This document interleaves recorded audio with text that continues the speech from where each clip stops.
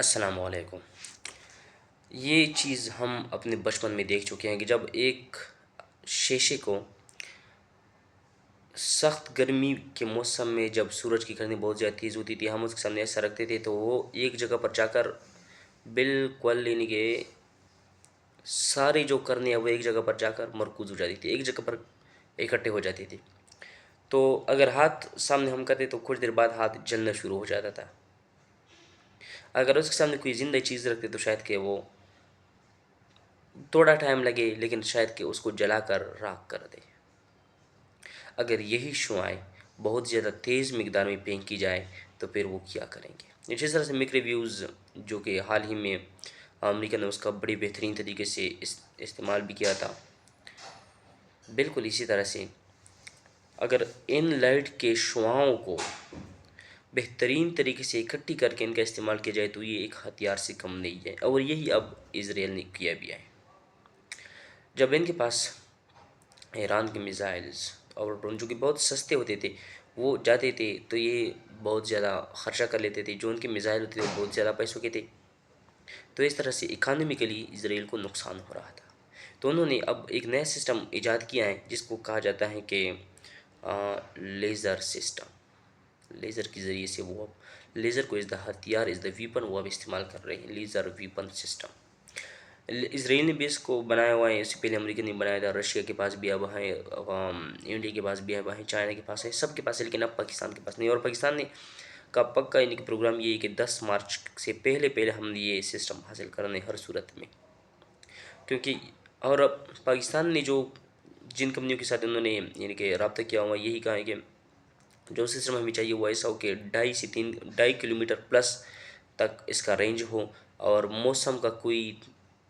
Effect اس پہ نہ ہو، کیونکہ جب یہ موسم گندا ہوتا ہے، موسم خراب ہوتا ہے تو یہ زیادہ اثر نہیں کر سکتا، اور یہ 5 سیکنڈ کے اندر اپنا اثر دکھائے، یعنی کہ 5 سیکنڈ میں اگر کسی یعنی کہ ڈرون پر یا مثال پر آپ نے مرکوز کیا تو 5 سیکنڈ کے اندر ان کو ختم کر دے۔ یہ ختم کیسے کرتا ہے؟ اب ایک ڈرون پہ یا ایک میزائل پہ آپ نے اس کو مرکوز کیا تو اس کے جو اس کے اندر جن کی جو ماؤس سسٹم ہوتا ہے یہ سارا کچھ وہ ختم کر دیتا ہے 5 سیکنڈ میں۔ تو اب یہ چونکہ اس پر بجلی خرچ ہوتی ہے 10 کلو واٹ سے 60 کلو واٹ تک، یعنی کہ ڈرون پہ، اور آپ میزائل پہ کر رہے ہیں تو پھر 100 کلو واٹ تک، تو اس کا مطلب یہ ہے کہ صرف بجلی کے استعمال سے یہ سب کچھ ہو رہا ہے۔ بہت سستا ہے یہ سسٹم، لیکن تھوڑی سی سائنس کی ضرورت ہے، اس ذہن لڑانے کی ضرورت ہے۔ اگر آپ ذہن لڑائیں اس پہ بہت کم خرچے میں آپ اپنی سیفٹی کر سکتے ہیں اس سسٹم کے ذریعے سے۔ جو آئرن ڈوم ہے یہ چیزیں ان پر خرچ بہت زیادہ ہوتا ہے، پاکستان کے پاس تو نہیں ہے لیکن انڈیا نے یہ خریدی ہوئی ہے۔ اب یہ جو لیزر ویپن سسٹم ہے نا یہ کافی بہترین ہے،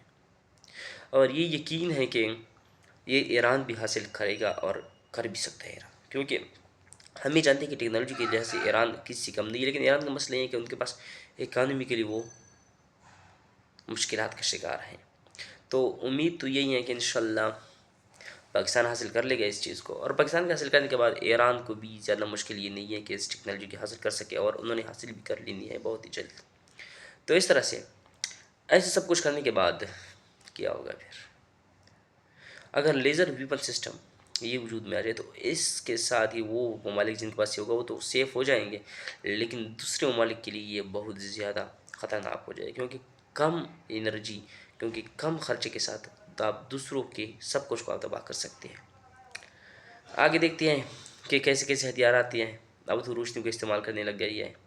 اور روشنی کے ذریعے سے بہت سارے کام ہو رہے ہیں آج۔ اس پر ہم نے پہلی بات کی تھی کہ جو موبائل سسٹم ہے اس کے اندر جو چپ ہے اس میں اتنی باریک تاریں کیسے لگائی جاتی ہے، روشنی جو آئنسٹائن کے جو اس نے جو ایک